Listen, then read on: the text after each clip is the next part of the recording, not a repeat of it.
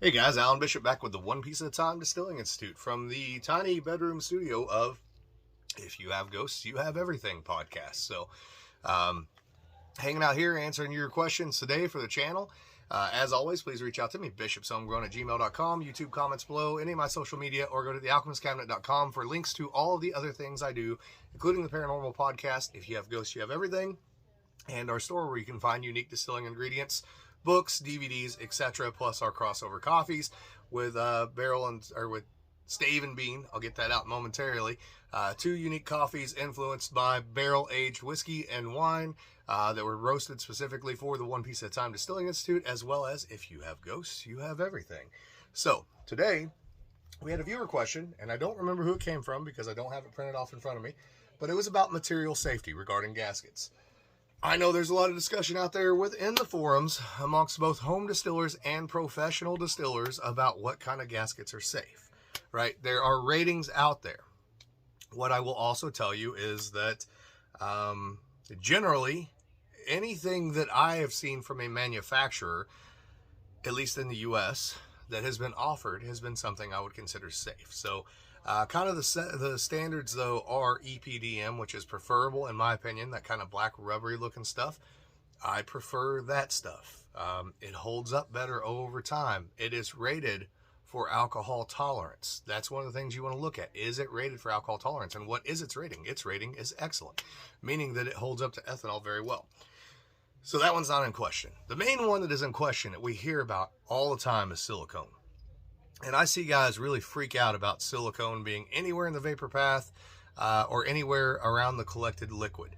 I find this interesting because silicone is rated as good. It's not rated as excellent, but it's rated as good for ethanol tolerance. And here's what I would say as a distiller. The vast majority of gaskets that I've ever had on any of my professional level stills in the legal distilling industry have been silicone gaskets. And some of those silicone gaskets and some of those stills came from the largest producer of copper stills in the United States. Fill in the blank with who it is, but they're right down the road in Louisville, Kentucky, and those guys know what they're doing. And they deal with professional distillers that know more than me on a daily basis. Now, recently I had to replace a pot still head on one of my stills at work. So the pot still in question is a 1,200 gallon stripping still. It is stainless steel body, copper head. Obviously, that copper is picking up a lot of SO2, H2S, particularly from the wild yeast strains that we're using, the yeast strains that we've caught from old distilleries, etc. It gets dirty, it gets nasty, and it has a little bit of what I consider a manufacturing flaw. The manufacturing flaw is for a 1,200 gallon still with the size head that it has. That head is probably 40 to 50 gallons worth of volume. The outlet is only 2 inches, which means that as the vapor comes up that onion and starts to cloud up here and it starts to roll around, it's also trying to escape through that little 2-inch hole.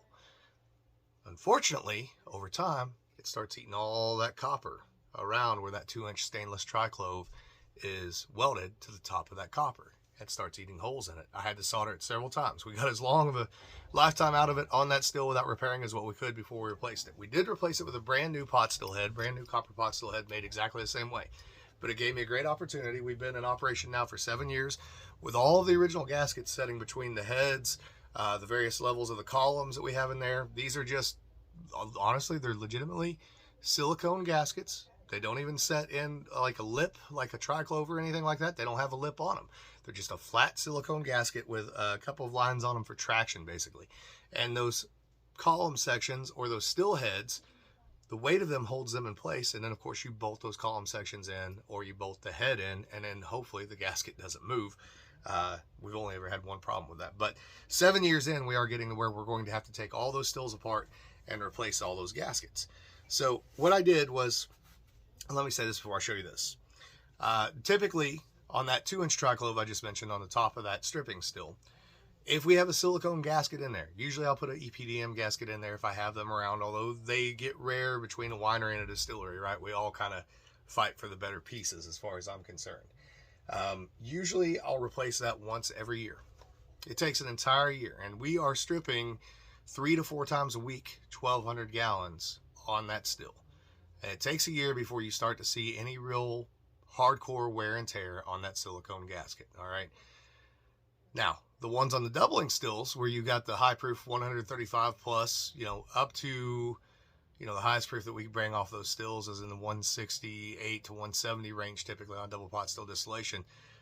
I don't ever have to replace those gaskets except maybe once every 3 or 4 years. So I don't think it's the ethanol that's actually eating them. I think it's the heat and the enzymes and all that stuff that's eating them, because we have to replace the ones on the stripping stills more commonly than we do the ones on the doubling stills. I do not have one of those gaskets, but what I did save was a silicone gasket from between the head and the body of that stripping still to show you guys. This is 7 years of ethanol exposure, heat exposure, etc. All right, everybody that's super worried about silicone being in the vapor path, this is just my opinion. Do whatever you think you need to do, but if you have it, if you get a chance to switch it out, switch it out. If you don't have the materials to switch it out, I wouldn't worry too much about it, because 7 years and literally it has some wear and tear, right? 7 years distilling 3 to 4 days a week. So what you'll see is the outside edge that was closest to the bolts on the outside. Of course, it's got, you know, a pressure scar there, and it's a little dry rotted, right? More dry rotted in certain spots than the others. The inside edge, it's actually exposed to the heat. Oh, I'm sorry, I got that wrong. This is the inside edge, the pressure from the head. That's where the dry rot is, right? The outside edge closest to the bolts, which is not exposed to the ethanol, does not have near the wear and tear. But nonetheless, after 7 years, that gasket, for all intents and purposes, yeah, is it in need of replacement, especially in certain spots like where it's cracked there from dry rot? Yes. But can you say that there is really any discernible amount of silicone that has been eaten by the ethanol and carried across during distillation in a 7-year period with 3 to 4 stripping runs a week? No, not really. Now, I would tell you that I would not advise having silicone in contact with your liquid ethanol. Can you? Yes. Will the gaskets still hold up okay? I believe so. But if you're really worried about it, don't do it. It's as simple as that. Just get some good EPDM or other high-rated material out there and replace all the silicone with that stuff, and you're good to go. I do use a lot of PTFE tape at home. I find, you know, so far that I don't have a problem with it. I know I've seen videos where people will drop PTFE tape down into the liquid and let it set and basically macerate and then hold it up and, oh, look, it's clear. Yeah, you dropped it into the liquid. We're not using it for that. We are using it to seal off leaks and connections such as heads and or line arm over to a worm, etc. The vapor is passing by it very, very quickly. These are short-run distillations.